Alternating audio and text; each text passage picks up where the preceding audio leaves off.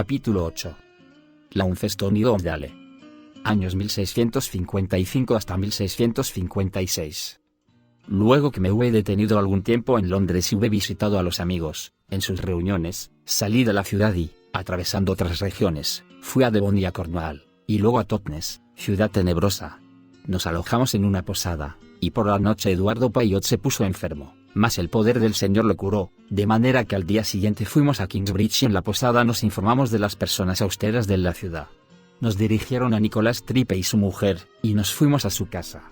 Mandaron a buscar al sacerdote con el que tuvimos algunas razones, mas confundido enseguida nos dejó. Tripe y su mujer se convencieron y desde entonces se celebra en aquel lugar una buena reunión de amigos. Por la noche, volvimos a nuestra posada donde estaba bebiendo mucha gente, y el Señor me impelió a que me acercara para encaminarlos a la luz con que Cristo, el hombre celestial, los había iluminado, en cuya luz podrían ver todas sus malas palabras y acciones y que por la misma luz pudieran ver también a Jesucristo, su Salvador. Viendo el posadero que sus huéspedes habían dejado de beber para escucharme, encendió una vela y me dijo: «Venid, aquí tenéis una luz para que os vayáis a vuestra habitación».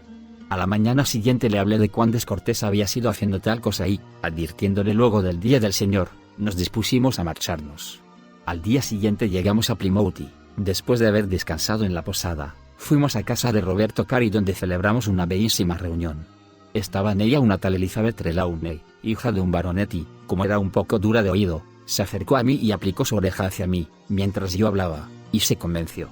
Después de la reunión entraron algunos baptistas en actitud provocadora, mas el poder del Señor fue sobre ellos, y esta Elizabeth Trelawney, acercándose, dijo en alta voz: «Jorge está por encima de todos». Se celebran ahí, en el poder del Señor, bellas reuniones que continúan desde entonces, y donde se han convencido muchos amigos fieles. De ahí fui a Cornwall y, viajando por Penryn, fui a Elston, pero no pude saber de ninguna persona austera a causa de la mala voluntad de los posaderos. Finalmente, llegamos a un pueblo donde había algunos baptistas y personas religiosas, con las que tuvimos bastantes razones, llegando algunas a confesar que habían tropezado con la luz de Cristo. Querían que nos quedásemos con ellos algunos días, mas de ahí fuimos a Market-Jew, y, albergándonos en una posada, llegada la noche, mandamos a averiguar por los que temían al Señor.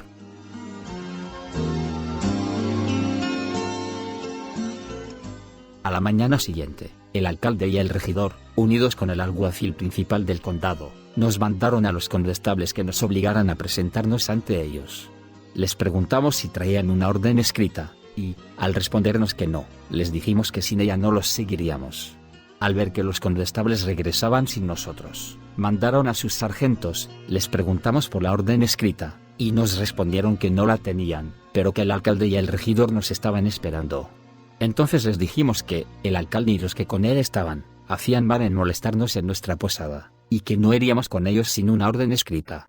Se marcharon y volvieron otra vez, y, al volver a preguntarles por el decreto, uno sacó una maza, símbolo de autoridad, de debajo de su capa, y ante esto les preguntamos si era esta su costumbre de molestar e importunar a los forasteros en sus posadas y albergues, y unos momentos después dije a Eduardo Payot: «Ve, Eduardo, y mira a ver qué es lo que aflige al alcalde y a los que están en su compañía». Y Eduardo Payot fue a ver al alcalde y al regidor y tuvo con ellos muchas razones, mas el poder del Señor le dio dominio sobre todos ellos.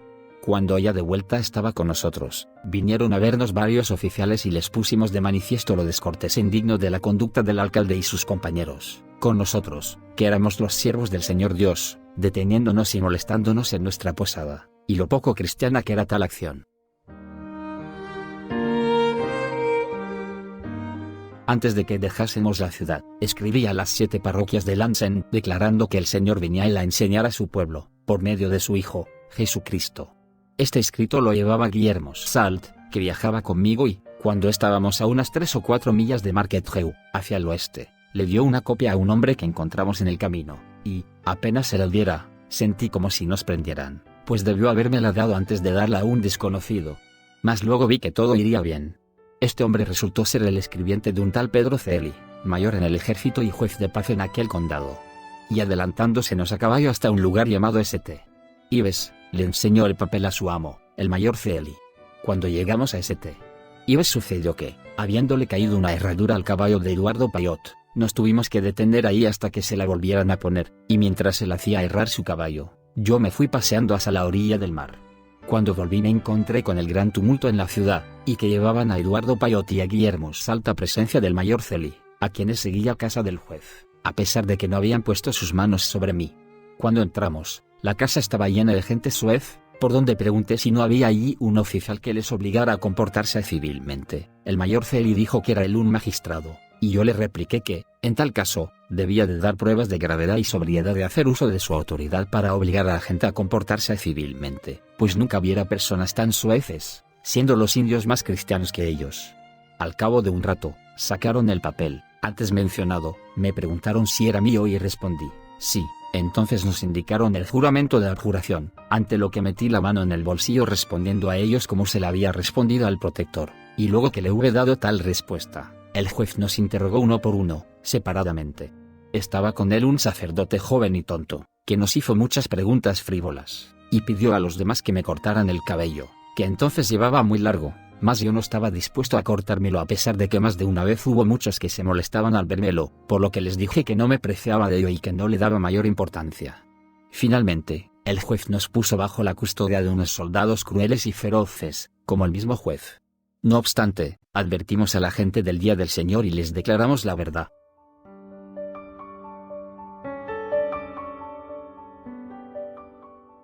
Al día siguiente nos mandaron a Redrot, custodiados por un grupo de a caballo armados de sables y pistolas. El primer día, los soldados querían sacarnos de ahí, mas les dijimos que era su día del Señor, y que no era costumbre viajar en tal día. Algunos de la ciudad se reunieron a nuestro alrededor y mientras yo contenía a los soldados, razonando con ellos, Eduardo Payot hablaba a la gente, y después él contuvo a los soldados discutiendo, mientras ya hablaba a la gente, y entre tanto Guillermo Salt, volviendo por donde habíamos venido, se fue a la iglesia y ahí habló al sacerdote y al pueblo. Estaba este sumamente furioso y, lleno de ira contra él, lo maltrató. También los soldados, notándolo a faltar, estaban iracundos, y dispuestos a matarnos, mas yo declaré el día del Señor y la palabra de vida eterna, a la gente que se reunió a nuestro alrededor. Por la tarde, los soldados quisieron que necesariamente emprendiéramos la marcha, de modo que tomamos nuestros caballos. Habíamos llegado al extremo de la ciudad, cuando el Señor me impelió a que diera vuelta para ir a hablar al viejo de la casa, y los soldados sacando sus pistolas juraron que yo no volvería atrás. Yo les advertí de que no lo hicieran sino de que dieran vuelta. Siguieron tras de mí, cumplí mi misión con el viejo y con el resto de la gente, luego volví con ellos, y los reprendí por ser tan rudos y violentos.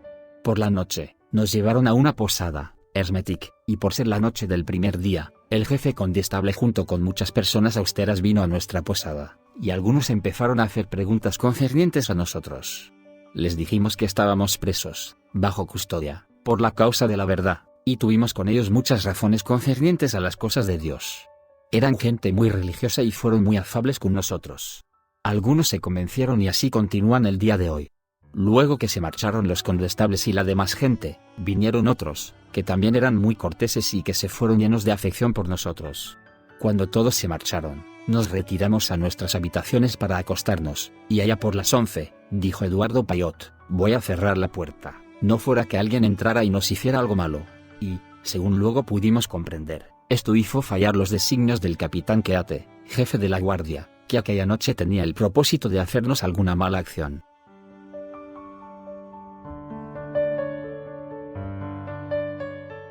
A la mañana siguiente, este capitán trajo a un hermano o pariente suyo, hombre malvado y violento, y metiéndolo en la habitación se quedó fuera esperando. Este hombre endemoniado se puso a pasear de un lado a otro de la habitación, dando bufidos, y lo amonesté a que temiera al Señor, por lo que, echándose sobre mí, me golpeó con las 2 manos y, aplicando su rodilla a mi espalda, quería hacerme caer por la fuerza, pero no lo consiguió porque me sostuve tieso y aguanté dejándolo que me golpeara. En esto, miré hacia afuera de la habitación y vi al capitán Keate, que estaba mirando como su hermano o pariente me estaba pegando y maltratando, y al verlo le dije, Keate, ¿consientes tú esto? Y me respondió que sí lo consentía. ¿Es esto varonil o noble? Le pregunté. ¿El que teniéndonos bajo tu custodia hagas que un hombre nos pegue y nos ultraje? ¿Es esto varonil? ¿Es noble? ¿Es cristiano? Y entonces hice que uno de nuestros amigos fuera a buscar a los condestables, que vinieron enseguida, e hice que el capitán hiciera ver a los condestables la orden o decreto en virtud del cual nos conducía, lo que hizo, y la orden era de conducirnos sanos y salvos al capitán Fox, gobernador del castillo de Pendennis, y en el caso de que el gobernador no estuviera ahí, teníamos que ser trasladados a la cárcel de Launceston.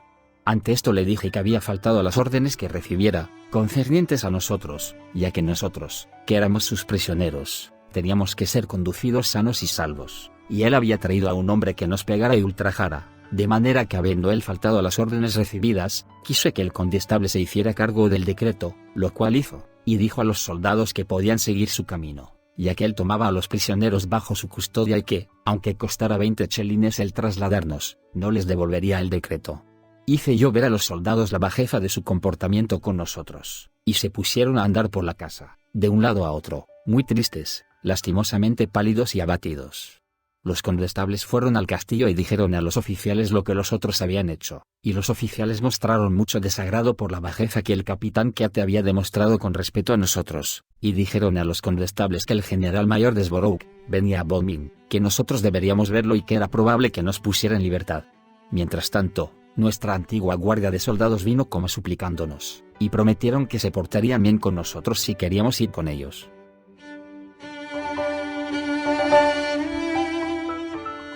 En esto había transcurrido la mañana, siendo ya las 11 del día, y ante los ruegos de los soldados y sus promesas de mejor comportamiento, los condestables les devolvieron el decreto y nos fuimos con ellos.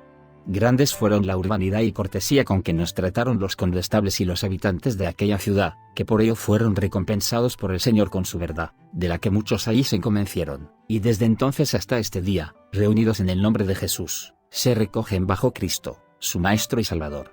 Sabiendo el capitán Keate, jefe de nuestra guardia, que el capitán Fox, gobernador del castillo de Pendennis, no estaba en él, pues había ido a encontrarse con el general mayor de Sborough, nos llevó a Bodmin directamente, y por el camino encontramos al general mayor de Sborough.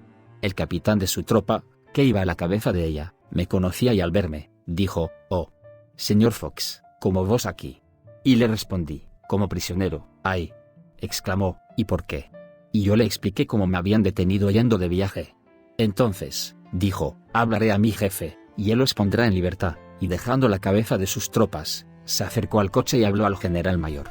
También nosotros le explicamos cómo habíamos sido detenidos, y él empezó a hablar en contra de la luz de Cristo, por lo cual lo reprendí, y entonces dijo a los soldados que podían llevarnos a Launceston, pues no podía detenerse más a hablar con nosotros, por temor de que se resfriasen los caballos. Aquella noche llegamos a Bodmin, y, cuando estuvimos en la posada, el capitán Keate, que había entrado antes de nosotros, me llevó a una habitación, y se marchó. Cuando entré vi que estaba ahí un hombre, con un espadín desnudo en la mano, ante lo cual, dándome vuelta, llamé al capitán Keate, y le dije: «¿Qué es esto ahora, Keate? ¿Qué superchería estás ahora fingiendo, metiéndome en esta habitación, donde hay un hombre con su espadín desenvainado? ¿A dónde quieres ir a parar con esto?» «Oh», me dijo, «por favor tened la legua, porque si habláis a este hombre, todos juntos no seremos bastantes para sujetarlo, de tan endemoniado como es». Entonces, le dije: «Tú me metes en una habitación donde está un hombre semejante, con un espadín desenvainado, del que tú mismo afirmas que todos vosotros juntos no podréis sujetarlo. ¿Qué astucia tan vil y tan baja es esta de meterme solo en esta habitación, separado de mis amigos que son mis compañeros de prisión?» Y así se descubrió su trama y fracasaron en sus designios. Luego conseguimos otra habitación donde pasamos la noche juntos, y al atardecer declaramos la verdad al pueblo, pero estaba endurecido y en tinieblas. También los soldados, a pesar de sus promesas, se comportaron de manera soez y perversa, pasando toda la noche bebiendo y aullando. Al día siguiente nos llevaron a Launceston y el capitán Keate nos entregó al carcelero. No había ahí, cerca de nosotros, ni amigos, ni simpatizantes, y los habitantes de la ciudad estaban endurecidos y en tinieblas. El carcelero nos requirió a que le pagásemos 7 chelines a la semana por darle de comer a nuestros caballos y 7 más por la comida de cada uno de nosotros. Mas al poco tiempo, vinieron a vernos varias personas austeras, y otras, de aquella ciudad, se convencieron, y también vinieron a visitarnos, de diferentes lugares de aquella región, muchos simpatizantes que se convencieron. Entonces se levantó contra nosotros la ira de los eclesiásticos y sacerdotes, que decían: «Esos que andan tuteando a todo el mundo sin el menor respeto, que nunca se quitan el sombrero, ni doblan de la rodilla ante nadie», esto los hacía saltar de ira. Mas, añadían, ya veremos si cuando llega el juicio se atreven a hablarle de tú al juez y a tener el sombrero puesto delante de él. Esperaban que el tribunal nos condenaría a muerte, Mas todo eso era insignificante para nosotros, que veíamos como Dios despreciaba los honores y las glorias mundanas. A nosotros nos era mandado no desear tales honores ni darlos, ya que sabíamos del honor que solamente viene de Dios, y lo buscábamos. Fueron 9 semanas las que transcurrieron desde nuestro encarcelamiento hasta el día del juicio, y vino abundancia de gente, de cerca y de lejos, para asistir al juicio de los cuáqueros. Estaba ahí, un tal capitán Braden, con sus tropas de caballería, y estos soldados, junto con los hombres a las órdenes del alguacil, nos custodiaron hasta el tribunal, a través de la multitud que llenaba las calles, teniendo gran dificultad para hacernos pasar por en medio del gentío, y también las puertas y las ventanas estaban atestadas de gente que nos miraba pasar. Cuando llegamos a la sala del tribunal, estuvimos bastante rato con los sombreros puestos, y todo estuvo en calma, y yo me sentí dirigido a decir, la paz sea con vosotros. El juez Gligne, del país de Gales, entonces Justicia Mayor de Inglaterra, dijo al carcelero, ¿quiénes son estos que habéis traído aquí, a presencia del tribunal? Prisioneros, mi señor. Y en esto, el juez, dirigiéndose a nosotros, dijo, ¿por qué no os quitáis los sombreros? No respondimos. Quitaos los sombreros, nos ordenó entonces. Continuamos sin decir nada. Ante esto volvió a insistir, el tribunal os manda que os quitéis los sombreros. Y entonces yo hablé y dije, ¿cuándo magistrado, rey o juez alguno, desde Moisés hasta Daniel, mandó jamás a nadie que se quitara el sombrero, al presentarse ante ellos, en sus tribunales, ya fuera entre judíos, gentes de Dios o paganos? Y si la ley en Inglaterra manda tal cosa, mostradme tal ley, ya sea escrita o impresa. Y el juez, enfureciéndose, dijo, yo no ando con mis libros de leyes en la espalda, mas, insistí, decidme dónde está impreso, en el libro de estatutos que sea, que pueda yo leerlo, y como respuesta dijo, llévalo de aquí, prevaricador, que lo he de castigar. Y sacándonos de allí nos llevaron a donde estaban los ladrones. En esto, el juez, llamó al carcelero y le dijo, volvedlos a traer. Venid, me dijo, ¿dónde está eso de que desde Moisés hasta Daniel no se quitaban el sombrero? Venid, respondedme, que ahora os he puesto en un aprieto, añadió.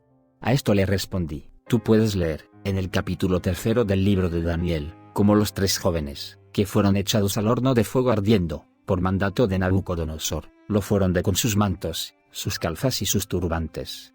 Este sencillo ejemplo fue suficiente, y, no teniendo más que decir sobre este punto, volvió a gritar, carcelero, llévalos de aquí, y cumpliendo esta orden nos sacaron de la sala y nos echaron entre los ladrones, donde nos tuvieron por mucho rato, y luego, sin que nos volvieran a llamar, los subordinados del alguacil y los soldados de caballería nos abrieron paso, casi quedamos sin fuerzas de lo que nos costó pasar por entre la multitud, y nos custodiaron otra vez hasta la cárcel, seguidos de una muchedumbre con la que allí tuvimos muchas razones y controversias.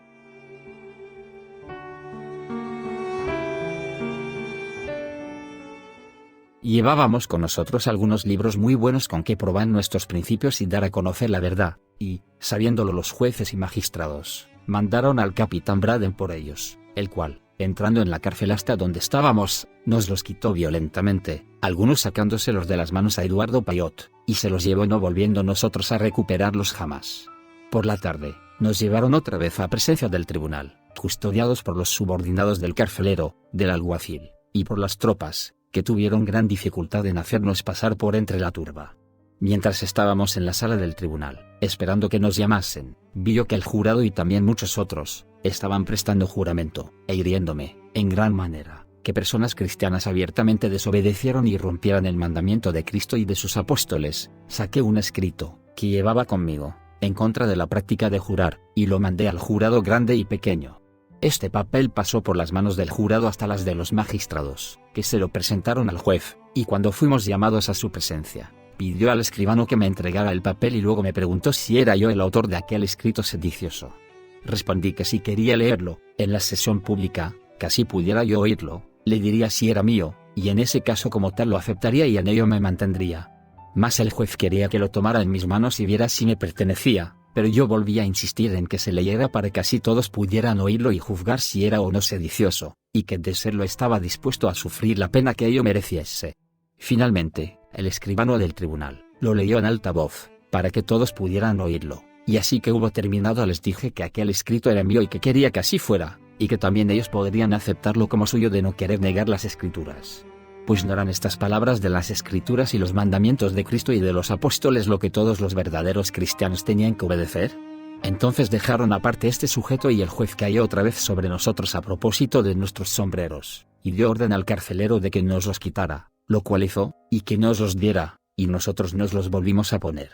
Entonces preguntamos al juez y a los magistrados por qué razón habíamos estado en la cárcel 9 semanas, y viendo que no nos hacían otros cargos más que los referentes a los sombreros, les dije, que era este un honor que Dios tiraba al polvo a pesar de toda la importancia que ellos le daban, honor humano que los hombres exigen unos de otros, y que es la prueba de la descreencia. Porque, ¿cómo podéis creer? Dijo Cristo, vosotros los que recibís honores de hombre y no buscáis el honor que solamente viene de Dios. Y Cristo también dijo, no quiero honores que vienen de los hombres, y todos los que son verdaderos cristianos deben de pensar así. En esto el juez empezó a hacer un gran discurso, diciendo cómo él representaba la persona del protector, que lo había hecho justicia mayor de Inglaterra, mandándolo de un lugar a otro para presidir los tribunales de justicia, y al decir esto le pedimos que nos hiciera justicia por el encarcelamiento que sin razón habíamos sufrido por 9 semanas. Mas en lugar de hacerlo así, presentaron una acusación en contra nuestra, que ellos mismos habían fabricado, acusación, tan extraña y tan llena de mentiras, que creyera en contra de los ladrones. Que nosotros habíamos entrado en la sala del tribunal de una manera hostil y por la fuerza de las armas, siendo los otros los que así entraron. Les dije que era falso y continuamos protestando de la injusticia de nuestro encarcelamiento, y de que, sin motivo alguno, el mayor Celi nos hubiera detenido cuando íbamos de viaje. Entonces, Pedro Celi habló al juez y le dijo, con vuestra licencia, mi señor, sabed que este hombre, señalándome, yendo conmigo, me habló de cuán útil podría yo serle para sus designios, que en una hora podía levantar 40.000 hombres que, inundando la nación de sangre, traerían al rey Carlos, y quise yo ayudarle a salir de la nación, mas él no quiso irse, y si queréis, mi señor, tengo testigos que jurarán cuanto he dicho, por donde llamó a sus testigos. Mas viendo yo que el juez no se disponía a interrogarlos, quise que tuviera bien dejar que se leyera, en la sala del tribunal, para que todos lo oyeran, mi auto de prisión, en el que se ponía de manifiesto el crimen por el cual me mandaban a la cárcel. Dijo el juez que no sería leído. Dije yo que debía de serlo, ya que me concernía en cuanto a mi libertad y a mi vida, mas el juez volvió a decir, no se leerá, y yo insistí se tiene que leer porque de haber yo cometido algo que merezca la muerte o la prisión, quiero que todos lo sepan. Entonces viendo que no estaban dispuestos a leerlo, dije a uno de mis compañeros, también preso, tú tienes una copia, léela en alta voz, y el juez dijo, no se leerá, y añadió, carcelero, lleváoslo, que veremos si él o yo es aquí el que manda. Me llevaron, y al cabo de un rato me llamaron otra vez, y volviendo a clamar porque se leyera el auto de prisión, en virtud del cual me condenaban, exigí a Guillermo Salt, a que lo leyera. Lo leyó, y el juez, magistrados y todo el tribunal estuvieron silenciosos, porque la gente estaba ansiosa de oírlo. Era como sigue. Pedro Celi, uno de los magistrados de la paz de este condado, al gobernador de la prisión de Su Alteza, en la Unceston, o a su delegado legítimo en cuanto a esto se refiere.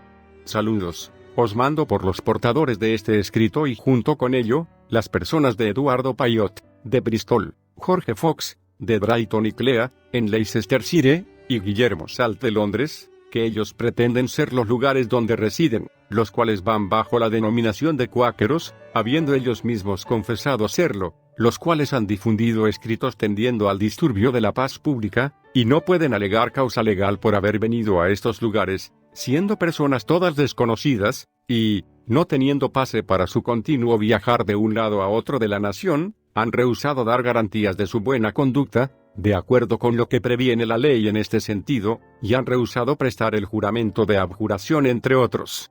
En consecuencia, esto es lo que, en nombre de Su Alteza el Protector, os mando y ordeno, que cuando las personas de los dichos Eduardo Payot, Jorge Fox, y Guillermo Salt, os sean llevadas, las recibáis y las guardéis en la prisión de Su Alteza, antes mencionada, hasta que sean libertados por el curso debido de la ley. En lo cual no habréis de faltar, como responderéis de lo contrario a vuestro riesgo. Dado en Saint Ives, por mi mano y sello, el día 18 de enero de 1655. Pedro Celi. Cuando esto se hubo leído, hablé, de esta manera, a los jueces y magistrados. Tú, que dices ser el justicia mayor de Inglaterra, y vosotros ser magistrados, sabed que si hubiese dado garantías hubiera podido ir a donde bien me pareciera, y haber llevado a cabo el designio, si lo tuviera, de que me acusa el mayor Celi, y de haberle dicho las palabras que aquí él ha declarado, juzgad qué fianza o fiador tenía que exigirse en tal caso. Entonces, dirigiéndome al mayor Celi, le dije, ¿dónde cuando te llevé a mi lado? ¿No estaba tu casa llena de gente soez y tú, tan soez como cualquiera de ellos? ¿No nos interrogaste de tal modo que tuve que preguntar por un condestable o cualquier otro oficial que obligara a la gente a comportarse civilmente? Y si tú eres mi acusador, ¿por qué te sientas con el tribunal? Ese no es lugar para ti, ya que los acusadores no acostumbran a sentarse con los jueces. Tú tenías que estar aquí abajo, a mi lado, mirándome a la cara. Igualmente quisiera preguntar al juez y a los magistrados si no es el mayor Celi culpable de la traición de que me acusa, habiéndola ocultado por tanto tiempo como ha hecho. ¿Es que él comprende bien su posición ya sea como soldado o como juez de paz? Porque aquí os ha dicho que, yendo yo con él, le hablé de los designios que tenía, y de cuán servicial podría serme para llevarlos a cabo, que yo podía levantar 40.000 hombres en una hora, traer al rey Carlos e inundar de sangre la nación. A esto añado que me quería ayudar a salir de la nación, y que yo me negué a irme, y después de todo esto me condena a prisión por falta de garantías de buena conducta, como el decreto lo declara. Y ahora os pregunto, ¿no veis claramente que el mayor Celi es culpable de toda esta trama y traición, haciéndose cómplice de ella al querer que yo saliera de la nación, al pedir fianza por mí, y no acusándome hasta este momento, de esta presunta traición, y no descubriéndola antes? Mas yo niego y aborrezco sus palabras, yo soy inocente de esos designios diabólicos. Y así se terminó este asunto, pues el juez vio lo bastante claro que, en vez de meterme en la trampa, se habían metido él. Entonces el mayor Celi volvió a ponerse en pie y dijo, si os servís oíme señor, sabed que este hombre me pegó y me dio tal golpe, como jamás lo recibí en mi vida. Ante esto, no pude menos de reírme interiormente, y le dije, mayor Celi, eres tú juez de paz y mayor de caballería, y dices al juez, aquí, ante el tribunal, que yo te he pegado y que te di un golpe como jamás lo recibiste? Pero, ¿cómo? ¿No te avergüenzas? Por favor, mayor Celi, ¿dónde te he pegado? Le pregunté, ¿quiénes son tus testigos para probarlo? ¿Quién estaba presente? Y entonces dijo que había sido en el castillo Green y que el capitán Braden estaba presente cuando le pegué. Ante esto quise que el juez le dejara presentar sus testigos para probarlo, y volví a decirle que bajara del tribunal, advirtiéndole que no era propio que el acusador se sentara como juez, en posición de superioridad sobre el acusado. Volví a llamar por sus testigos, y dijo él que su testigo era el capitán Braden, y yo dije, habla, capitán Braden, ¿me viste tú darle semejante golpe, pegándole como dice? El capitán no respondió, mas inclinó la cabeza hacia mí. Yo quería que dijera en alta voz si sabía tal cosa, pero él solamente volvió a inclinar la cabeza.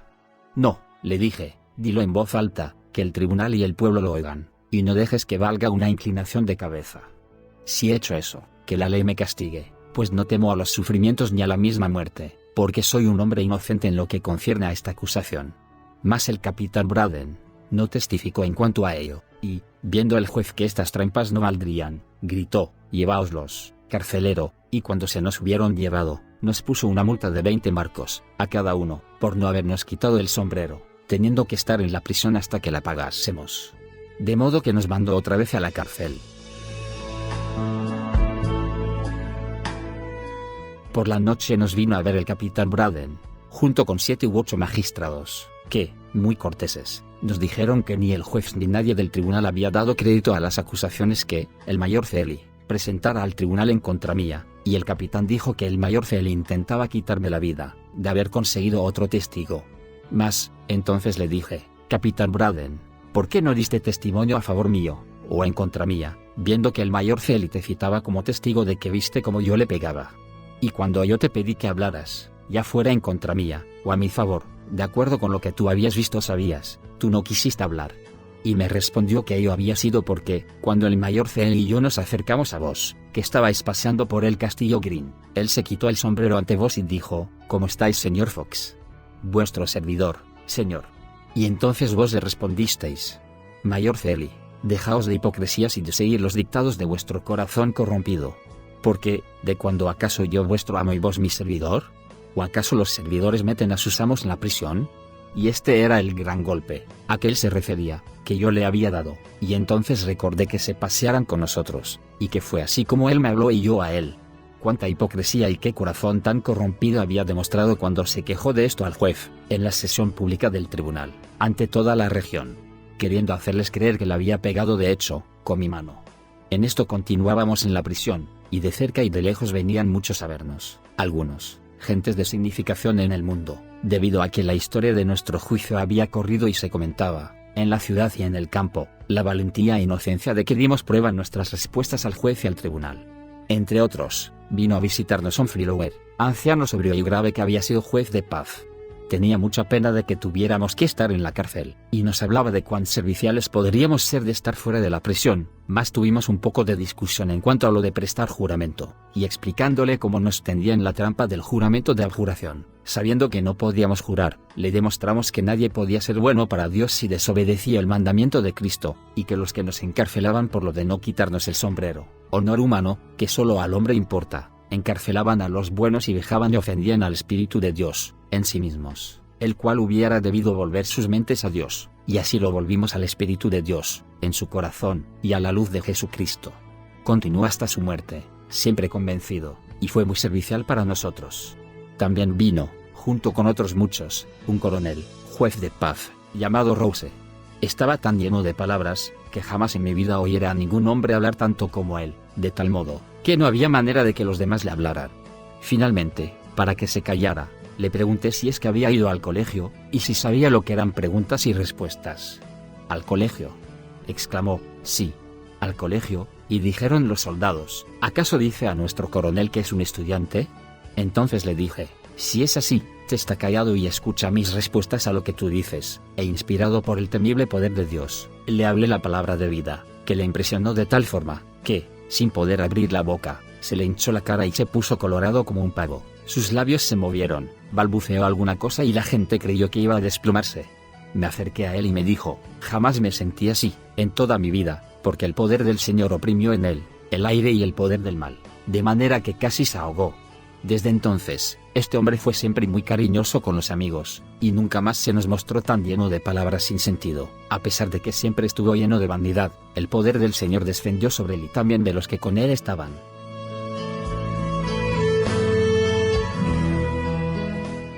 Terminadas las sesiones del tribunal, y nosotros en la cárcel, en virtud de tal condena que no cabía esperar que nos soltaran en mucho tiempo, dejamos de dar al carcelero los 7 chelines semanales, cada uno, por nuestros caballos, a más de los 7 por cada uno de nosotros, y mandamos los caballos al campo. El carcelero ante esto, se volvió más malo y endiablado, y nos metió en un sitio llamado Domsdale, lugar sucio y pestilente, donde metían a brujas y asesinos luego de condenados a muerte, el cual era tan malsano, que se decía que muy pocos de los que ahí entraban volvían a salir con vida. No había letrina, y, según nos dijeron, hacía muchos años que no se habían sacado los excrementos de los presos que de año en año habían metido ahí. De manera que el piso era fano y, por algunos sitios, el agua nos llegaba al borde de las botas. No nos permitían limpiarlo ni tender camas o un montón de paja sobre que dormir. Llegada la noche, algunas personas de la ciudad, nos trajeron una vela y un poco de paja, y quemamos un poco de esta paja para quitar el hedor.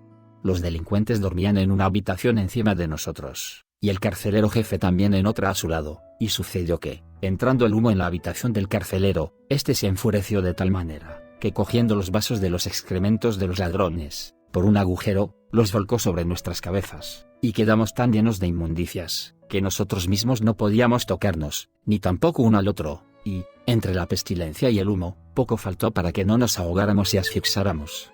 Antes, teníamos la porquería en los pies, pero luego en la cabeza y también por la espalda, y habiéndose apagado la paja a causa de la inmundicia que le cayó encima se hizo entonces una gran humareda, y el carcelero se mofaba de nosotros, de la manera más odiosa, llamándonos perros de cara aguzada y tales nombres como jamás los hubiéramos en nuestra vida. Estábamos obligados a pasar la noche de esta manera, sin poder sentarnos, de tan lleno como estaba el suelo de excrementos inmundos. Mucho tiempo nos tuvo así, antes de que nos dejara limpiarnos o permitiera que nos trajeran otras vituallas que las que nos daban por la reja, y una vez que una moza nos trajo unas pocas viandas, la arrestó por haber allanado su casa y la llevó al Tribunal de Justicia de la ciudad, acusándola de haber allanado la prisión, y ante los muchos trastornos que le causó a esta muchacha, se descorazonaron todos los demás y nos costó mucho conseguir un poco de agua para beber, o algunas vituallas. Entonces, mandamos a buscar una joven de Londres llamada Anna Downer, que escribía y tomaba muy bien notas en abreviatura, para que nos consiguiera y nos preparase nuestra comida, lo cual hizo de muy buena voluntad, pues también se sentía ella impelida espiritualmente a venir cerca de nosotros, en el amor de Dios, y fue muy servicial para nosotros. Nos informaron de que el carcelero jefe había sido un ladrón, estando marcado, en el brazo y en la espalda, con la marca infamante de fuego, y también su mujer estaba marcada en la mano por alguna maldad. También el carcelero subalterno estaba marcado en el brazo y en la espalda, y su mujer en la mano. A este carcelero jefe, lo había puesto ahí el coronel Bennett, profesor baptista, que había comprado la prisión y las tierras que pertenecían al castillo. Los presos y algunas personas salvajes, creyendo aterrorizarnos, nos hablaban de espíritus, que rondaban por Doom's Dale, y de cuántos habían muerto ahí, mas yo les dije, que si todos los espíritus y diablos del infierno estuvieran ahí, estaba yo por encima de ellos, en el poder de Dios, y que yo no sentía temor de semejantes cosas. Por esta época, se trasladó cerca de allá el Tribunal Superior de Justicia, y como el carcelero se comportaba con nosotros de la manera más baja y más infame, redactamos un escrito, relatando nuestros sufrimientos, que mandamos al tribunal de Bodmin, y habiéndolo leído, los magistrados dieron orden de que se abrieran las puertas de Doom's Dale para que tuviéramos libertad de limpiarlo y de comprar nuestras viandas en la ciudad. También mandamos una copia de este escrito al protector, explicándole cómo habíamos sido detenidos y condenados por el mayor Feli, y cómo nos había maltratado el capitán Keate, y todo lo demás, y el protector mandó una orden al capitán Fox, gobernador del castillo de Pendennis, de que se enterase de todo lo referente a que los soldados nos habían maltratado y de que me habían pegado. Hugo Peters, uno de los capellanes del protector, le dijo que no podían hacerle mejor servicio a Jorge Fox, para la difusión de sus principios en Cornwall, que el tenerlo ahí preso, y verdaderamente, se podría decir que fue el Señor quien me hizo prender ahí, para su mejor servicio en aquellos lugares, porque cuando se terminó el juicio, y se supo que continuábamos presos, vinieron a visitarnos, de diferentes partes de la nación, varios amigos.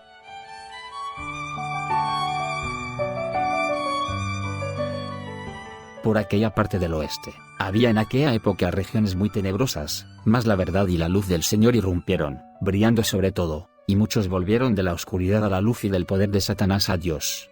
Muchos amigos se sintieron dirigidos a ir por las iglesias, y a más de uno lo encarcelaron con nosotros. El convencimiento empezaba a extenderse por aquella región. Una vez vino a vernos un soldado, y mientras uno de los nuestros estaba amonestándolo y exhortándolo a la sobriedad, vio que estaba desenvainando su espada.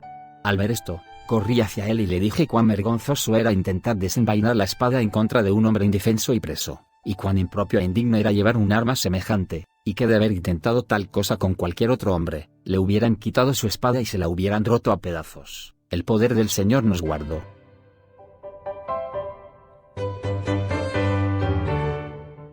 En otra ocasión, serían las 11 de la noche cuando el carcelero, medio borracho, vino y me dijo que sabía de un hombre que quería discutir conmigo. Era esto cuando teníamos licencia de ir un poco por la ciudad.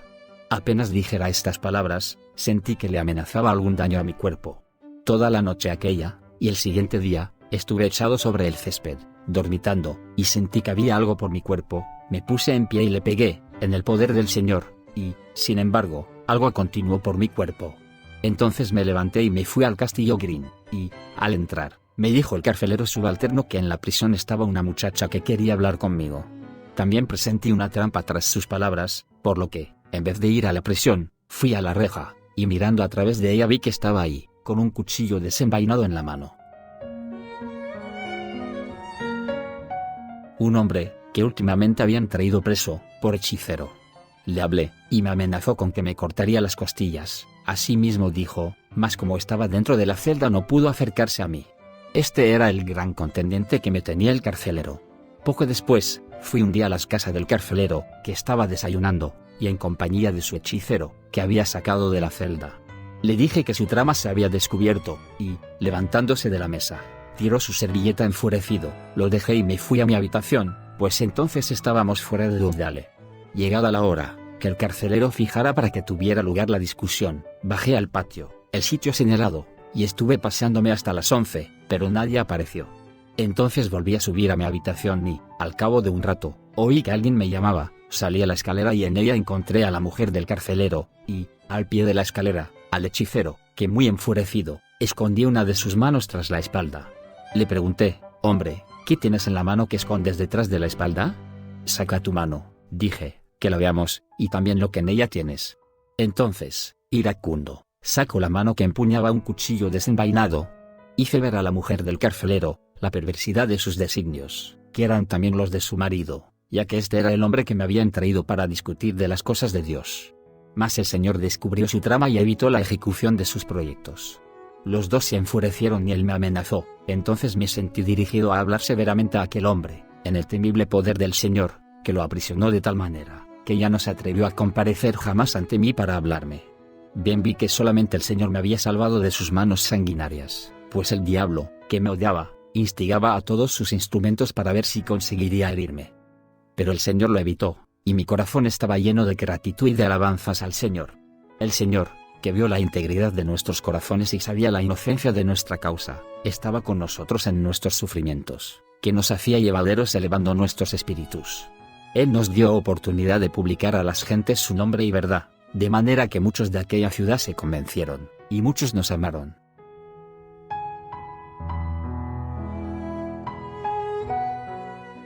Vinieron a visitarnos amigos de varios lugares. Y así fue como en Cornwall, Devonshire, Dorsetshire y Somersetshire empezó a difundirse poderosamente la verdad, y muchos volvieron a Jesucristo y a sus enseñanzas de gracia. Muchos amigos que vinieron a visitarnos se sintieron arrastrados a declarar la verdad por aquellos condados, y esto enfurecía a los sacerdotes y eclesiásticos que instigaban a los magistrados para que pusieran trampas a los amigos. En las calles y en los caminos reales pusieron vigilantes bajo pretexto de detener a todas las personas sospechosas, y como a tales, paraban y detenían a los amigos que viajaban por aquellos condados para venir a visitarnos, para así evitar que fueran de un lado a otro al servicio del Señor. Mas lo que ellos creían que detendría la verdad, fue el mejor medio de difundirla, porque los amigos se sentían, con frecuencia, dirigidos a hablar al condestable y al otro oficial y a los magistrados a quienes los llevaban, y así la verdad se difundía entre ellos, por todas sus parroquias, y cuando los amigos caían en manos de los vigilantes, pasaba siempre una noche y hasta 3 semanas antes de que se libraran de ellos, porque sucedía que apenas los detenía un condestable y los llevaba a presencia de los magistrados y estos los soltaban, y ya otro los volvía a coger y los llevaba a presencia de otros magistrados, todo lo cual causaba a la región muchas molestias y gastos innecesarios. El alcalde de Launceston era un hombre malo y borracho, un perdido, que cogía a todos cuantos amigos como podía y los metía en la cárcel, y, a mujeres absolutamente respetables, les registraba los refajos y las tocas para ver si llevaban cartas. A un joven, que vino a vernos, sin pasar por la ciudad, le dio un escrito en el que exponía toda la grosería, inhumanidad y falta de cristianismo de las acciones de este alcalde, pues su conducta era más propia de un pagano que de un cristiano. Le pedí que lo sellara y que se marchara por el mismo camino por donde viniera para entrar luego en la ciudad por las puertas. Así lo hizo, y el vigilante lo cogió y lo llevó a presencia del mayor, que registró sus bolsillos y encontró en ellos la carta donde pudo ver escritas sus acciones. Esto lo avergonzó, de tal manera, que desde aquel momento intervino muy poco con los siervos del Señor. En esto llegó a mis manos una copia de un decreto, procedente del tribunal de Exeter, que era, en términos expresos, para prender a todos los cuáqueros, en el que la verdad y los amigos eran vituperados y envilecidos, y a este decreto escribí una respuesta que mandé por todas partes, para limpiar a los amigos y a la verdad de las calumnias de que se les acusaba, y para poner de manifiesto la maldad de este espíritu persecutor, procediera de donde fuere, el cual escrito fue de esta manera. Habiendo sido autorizado, en las últimas sesiones celebradas por el Tribunal de Exeter, el 18 del quinto mes de 1656, un decreto, para el arresto y encarcelamiento de todos los considerados como cuáqueros, o que se llaman a sí mismos cuáqueros, o que están bajo la denominación de cuáqueros, dirigido a los jefes condestables para que lo envíen a los pequeños condestables requiriéndolos a poner vigilantes, hombres capacitados por cédulas que los autoricen a detener a todos los cuáqueros, como antes ya se ha dicho, y siendo ello que en vuestro ya mencionado decreto decís que los cuáqueros andan difundiendo libros y escritos sediciosos, yo os contesto. Los que vos, en tono de mofa llamáis cuáqueros, no poseen libros ni escritos sediciosos, sino que sus libros son contrarios a la sedición, a los hombres sediciosos, a los libros sediciosos, a los maestros sediciosos y a las sendas de sedición. Así también los habéis nombrado, a ellos que son hombres honestos, hombres piadosos, hombres santos, hombres que temen a Dios, junto con los mendigos, bribones y vagabundos, no haciendo así diferencias entre lo precioso y lo vil. Vosotros no sois capacitados para juzgar, habiendo dado vuestra autorización y armado vuestros hombres para que unidos presentaran batalla a los inocentes, los corderos de Cristo, que jamás levantaron su mano en contra vuestra. Mas si sois sensibles al estado de vuestra propia nación, de vuestras ciudades, de vuestros pueblos, de vuestras aldeas, a como su clamor es igual al de Gomorra y su retiñir al de Sodoma, y su sonido al del mundo de antaño, donde toda carne se había corrompido, la cual Dios anegó con el diluvio, Si vosotros en vuestro interior consideráis esto, bien encontraréis contra qué volver vuestra espada y no contra los corderos de Cristo.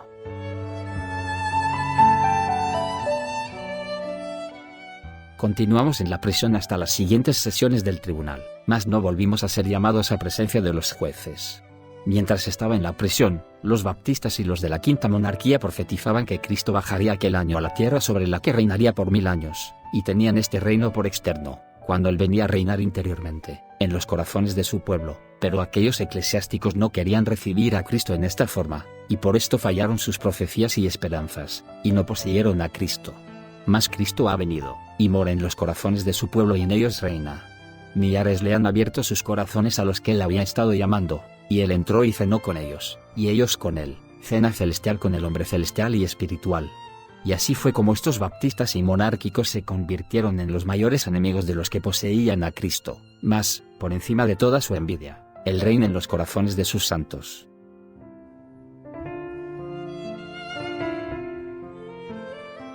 Cuando el juicio, vinieron a vernos diversos magistrados que fueron muy corteses y que, sobriamente, razonaron sobre las cosas de Dios, y se compadecieron de nosotros.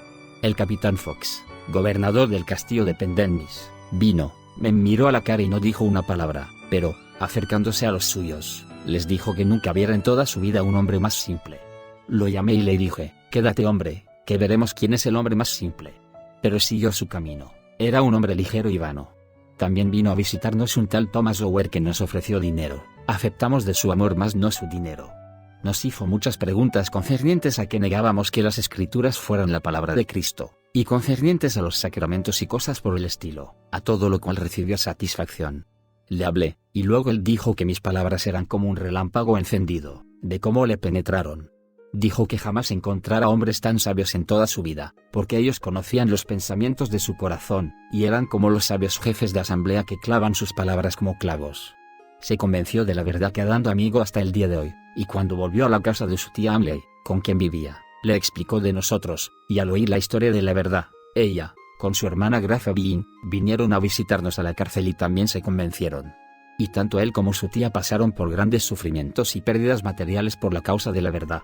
Fue por esta época cuando me sentí dirigido a escribir la siguiente exhortación para los amigos en el ministerio.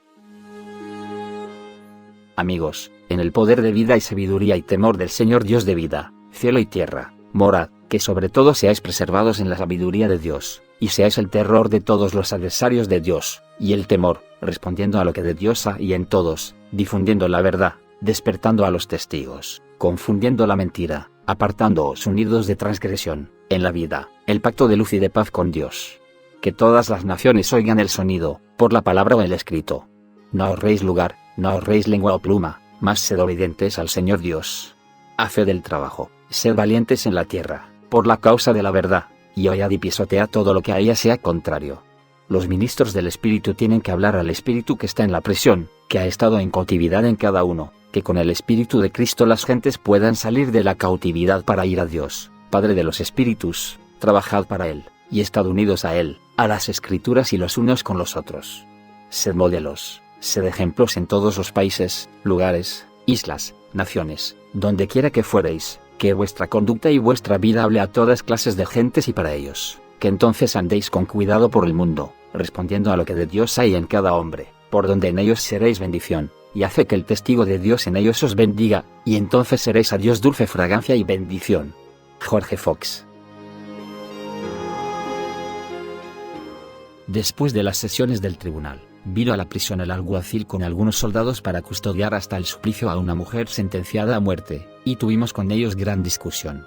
Uno dijo con toda la maldad, Cristo era un hombre tan apasionado como otro cualquiera que vive en la tierra, por lo cual le reprendí. Otra vez preguntamos al carcelero qué asuntos se estaban tramitando en el tribunal, y él respondió, poca cosa, solo 30 causas por bastardía, y nos pareció muy extraño que personas que se consideraban cristianas, conceptuaran tales cosas como poco importantes. Pero este carcelero era muy malo, y muchas veces lo había yo exhortado a la sobriedad, mas él maltrataba a las personas que venían a visitarnos. La mujer de Eduardo Payot le había mandado un queso desde Bristol, y el carcelero se lo quitó para llevárselo al alcalde, porque decía que había que abrirlo para ver si no vendrían dentro cartas sospechosas, y, a pesar de que no encontraron nada dentro del queso, nos lo quitaron.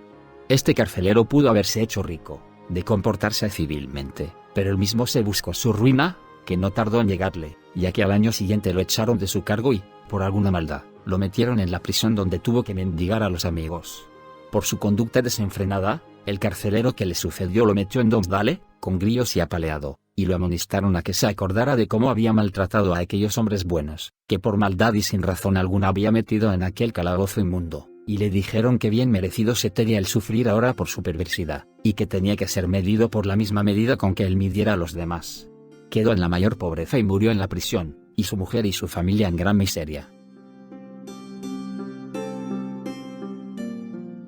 Mientras yo estaba en la prisión de Launceston, un amigo fue a Oliver Cromwell y ofreció su cuerpo, que lo encerraran en Domsdale en lugar de a mí, que lo prendieran a él y que me dieran a mí la libertad, y esto impresionó tanto a Oliver Cromwell que dijo a sus grandes y a su consejo: ¿quién de vosotros haría por mí otro tanto, de estar yo en las mismas circunstancias? Y si bien no aceptó el ofrecimiento del amigo, pues dijo que no podía, por ser contrario a la ley, ello hizo que la verdad descendiera con gran ímpetu sobre él.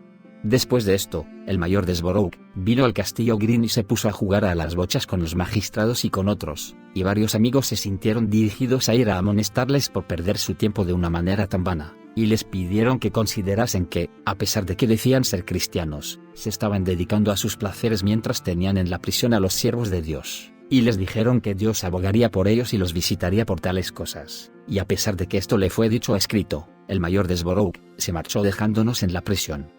Después supimos que había dejado encargado del asunto al coronel Bennett, que tenía el mando de la prisión, pues al cabo de algún tiempo nos hubiera puesto en libertad de haberle pagado los feudos de sus carceleros.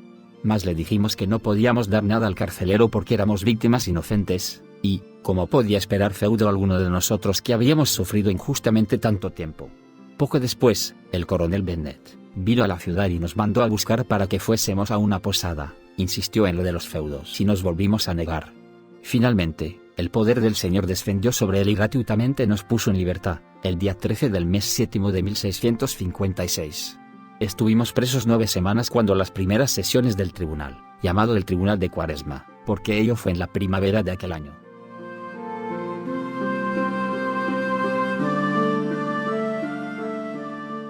Si fue de bendición para ti este audio, dale me gusta y suscríbete al canal. Luego comparte con otros que también desean ser edificados aprendiendo de las obras y consejos de estos siervos que tanto Dios utilizó. Nuevamente aquí, un canal enfocado para todo aquel que desea invertir su tiempo y corazón para recibir reflexiones e instrucciones basadas en el libro de libros, la Biblia. El mundo pasa, y sus deseos, pero el que hace la voluntad de Dios permanece para siempre. Primera de Juan 2:17. Así que, primero busquen el reino de Dios y su justicia, y Dios les dará todo lo que necesitan. Mateo 6:33. No vivan según el modelo de este mundo. Mejor dejen que Dios transforme su vida con una nueva manera de pensar. Así podrán entender y aceptar lo que Dios quiere y también lo que es bueno, perfecto y agradable a Él. Romanos 12:2.2